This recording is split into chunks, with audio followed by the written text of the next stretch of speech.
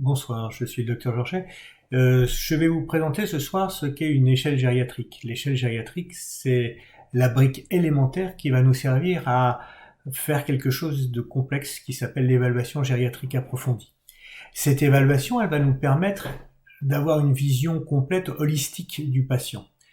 Et en fait, pour bien comprendre ce qu'est une échelle, il faut se rappeler ce que disait Erik Satie sur la musique. Quand on lui demandait pourquoi est-ce qu'il avait fait autant de variations sur les gnossiennes, sur les gymnopédies, sur les ogives, sa réponse était toujours la même.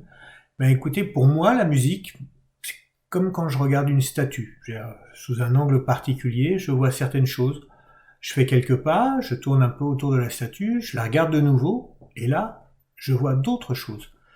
Donc la musique, pour lui, c'était une structure tridimensionnelle. Il fallait tourner autour pour avoir une vision complète.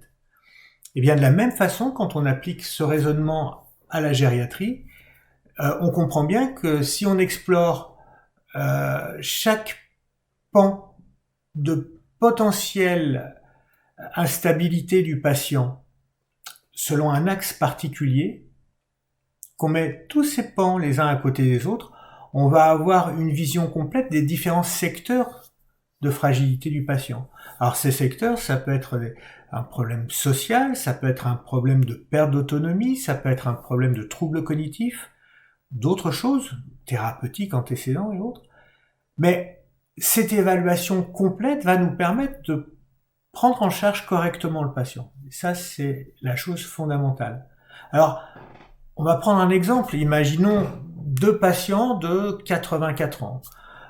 Ces deux patients sont tous les deux droitiers.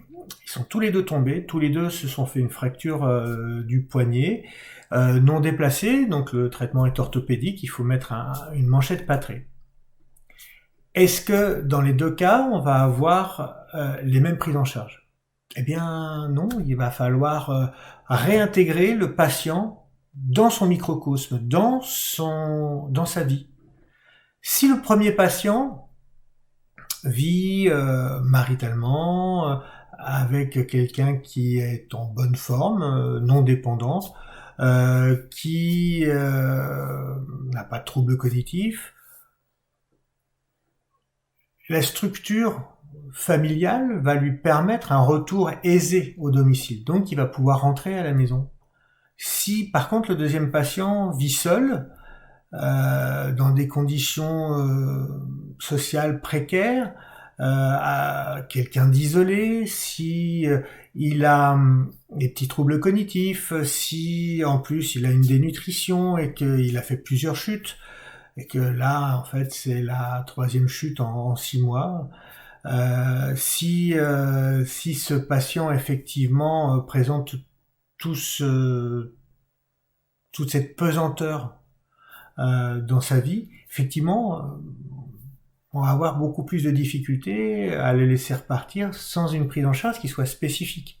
Il va falloir mettre en place des aides, il va falloir assurer éventuellement un suivi, surveiller le plâtre, surveiller le patient, et donc en fait, il y a peut-être une indication à une hospitalisation. En tout cas, les deux prises en charge ne seront pas les mêmes.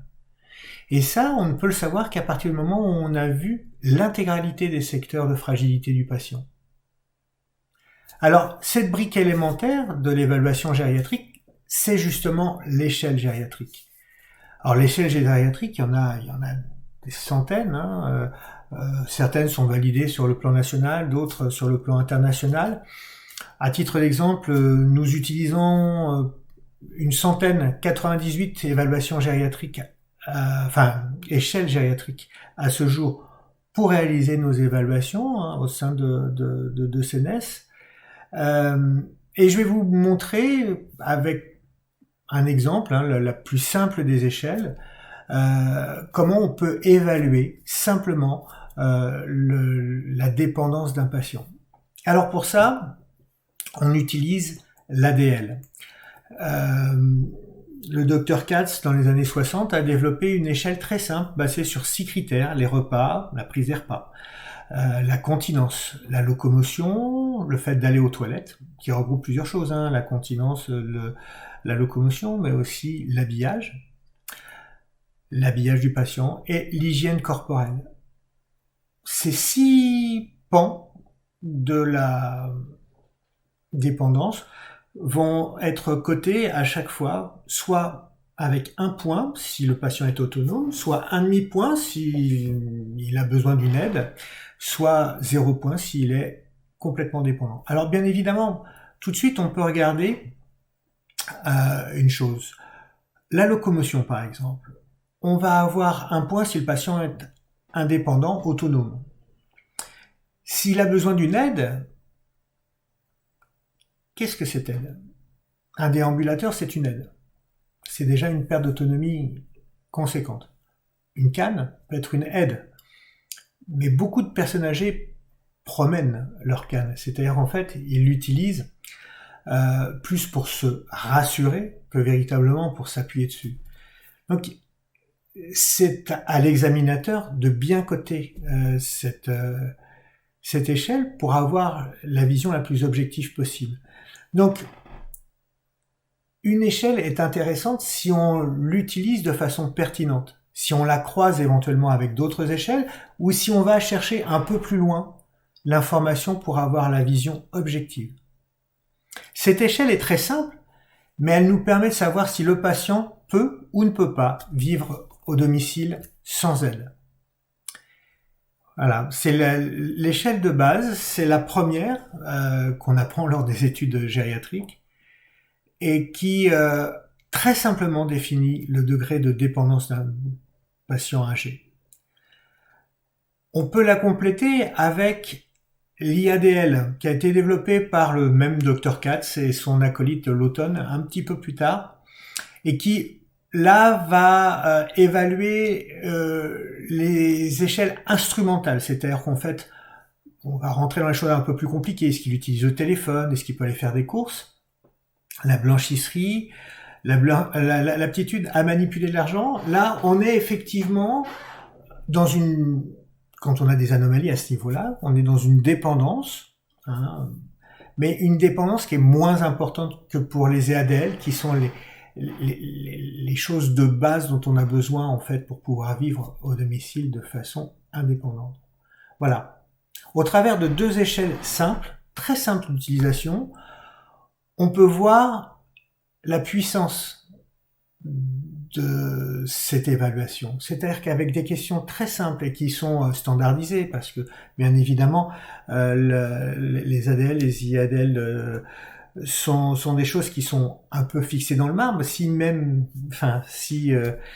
Même si les IADL de l'automne, de Katz-Lawton ont été modifiés récemment pour y introduire des notions un peu plus subtiles comme le bricolage, etc., sont des choses en fait qui sont extrêmement robustes et sur lesquelles on peut construire un véritable raisonnement gériatrique. Voilà. C'était le sujet de cette première vidéo. Je ferai d'autres posts pour vous expliquer d'autres subtilités sur l'évaluation gériatrique. Et voilà, écoutez, je vous remercie beaucoup en tout cas pour le temps que vous nous avez consacré. Je vous souhaite une très bonne soirée et je vous remercie. À bientôt.